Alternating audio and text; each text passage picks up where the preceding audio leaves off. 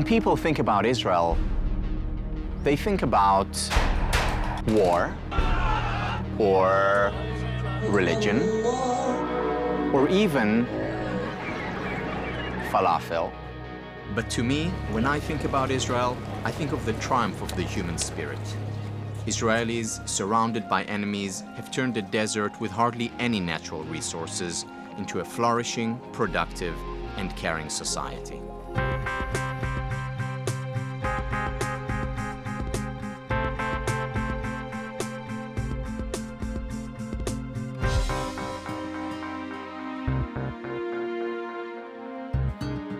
My name is Tal Ben-Shahar, and although I was born and bred in Israel, I spent much of my life living and working abroad.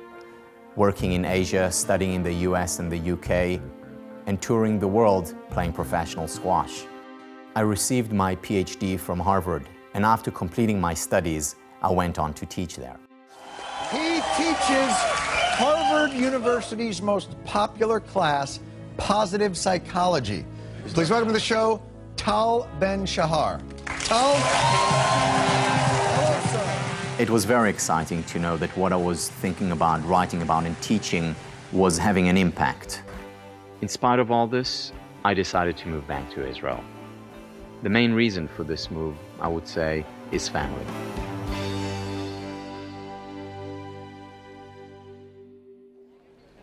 The Israel I came back to was not the Israel I left. I was amazed at what happened here during the 14 years I was away. Israel had transformed. Israel had not only joined the 21st century, in many ways it was now leading the way. When you look at the NASDAQ, companies are listed from around the world. There's one country, though, that truly stands out, and that is Israel. Israel is the fastest growing, one of the most dynamic, entrepreneurial, and innovation-based economies on the planet. The sky is the limit for inventors in Israel. Israel has been a remarkable achiever in terms of technological innovation. Israel has developed some of the world's leading technology. Even if you don't live in Israel, chances are you have something that was made here. If you just look at it on a daily basis, how much stuff do you use in your daily life that has its origins in Israel? It's rather remarkable. Many of the microprocessors invented by Intel were designed in Israel. Nowhere in the world outside of Silicon Valley will you find more technology startups. People come from all over the world to look for Israeli technology. Warren Buffett shelled out more than $4 billion for Iskar Metalworking, the largest purchase the legendary investor has made outside the United States. I understand that their facilities are incredible, but I would expect that. Intel developed here, HP as a center here, Google is very successful here, Microsoft as well as in research and development. If you actually do the math, Microsoft is almost as much an Israeli company as we are a U.S. company. This country has been such a beta site or a laboratory for solving both national and international problems since its inception. The technology coming out of Israel is being used to connect the world, green the planet, save lives, and have fun. Wow. Wow. For instance, Kinect lets me use my body as the controller. This very cool technology was developed in Israel and then bought by Microsoft. The workout. In a way, Israel is known to everybody as a center of innovation, as a place where you can find more innovation than anywhere else in the world per capita. If you look at countries that are represented in these stock exchanges, the ranking today is number one, of course, the United States. Number two is China, and number three is Israel. The US, China, Israel. Looking at our size, how is it that Israel, with its 7 million people, has the third largest group of companies traded in New York? This is an amazing fact for a tiny country to actually eclipse all the nations of Europe in the creativity of its entrepreneurial leadership.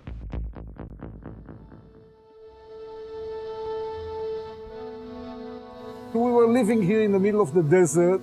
We really had no choice. We had to come with something in order to farm in this area. One of the main reasons behind the Israelis' ability to lead in innovation, to bring about progress, is the resilience in the face of crucibles like these. Necessity is the mother of invention. You know, when you look around, you got sand all over the place, and you got to start becoming creative. If you look at just about every Israeli home, school, park, or farm, you'll notice something interesting. An innovative idea that makes the most of Israel's very limited water supply: drip irrigation. People think that this is just a plain hose with a hole in it. This is not the case. Behind each hole there's this very sophisticated dripper that is pressure compensated, that is self-cleaning, that has filters in it. There's a lot of technology and research and development and innovation, so it's certainly not just a hole in a pipe. With drip irrigation, farmers can grow 40% more crops by using only half the regular amount of water. This has enabled Israelis to go from surviving in a desert to thriving as a leading exporter of fresh fruit and vegetables all around the world. You know, when I travel and I see our irrigation systems in remote places, and I see how it helps people to grow more with less, I'm very proud of it.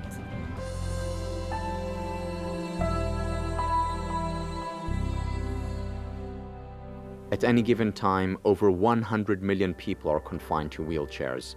And although wheelchairs have become more sophisticated, they've really been the only option. Amit Gopher has the chutzpah to believe that he can change all that.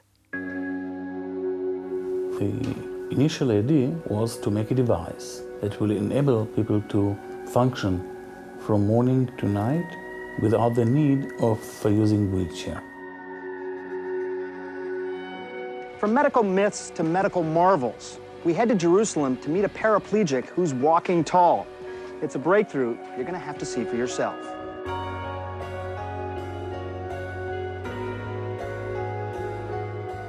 You are witnessing a miracle. The man you see standing up, walking, even climbing stairs, has been paralyzed for more than 20 years. And never I think about I walk. Only the dream I walk. When I see the impact of the device on a person, it gives me great pleasure. Oh, it's the greatest thing. Cruising down the hallway. Oh, it's awesome. It's like it's been the best thing since the accident.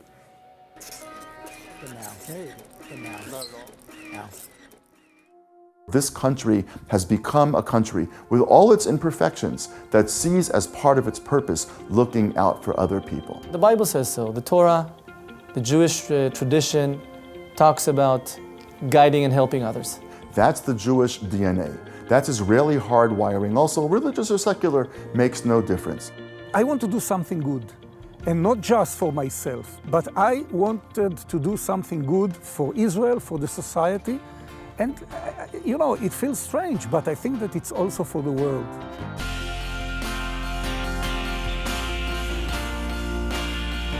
You know, we're far from perfect, but we're in the game, okay? We're in there fighting and helping and trying, and we're creating cures for cancer, and we're creating new, cool technology, and we're trying to feed the world. We're trying to solve dependence on oil.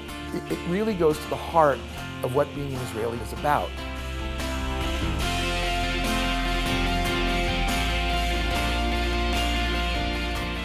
This is what Israel is all about. And to be back here, to be able to share it all with my family, this is what life is all about.